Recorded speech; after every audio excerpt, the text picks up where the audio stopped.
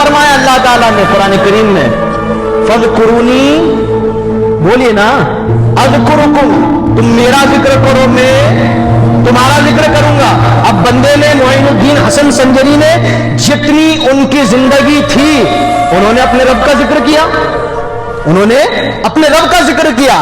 اب معین الدین حسن سنجری کا وصال ہو گیا، اب معین الدین حسن سنجری کا، غریب نواز کا وصال ہو گیا۔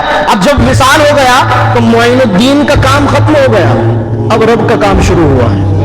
کیا فرمایا رب نے قرآن میں؟ فذکرونی، پہلے میرے بندے تو میرا ذکر کر، جب تو میرا ذکر کرے گا، معین الدین نے رب کا ذکر کر کے اپنا کام مکمل کر دیا۔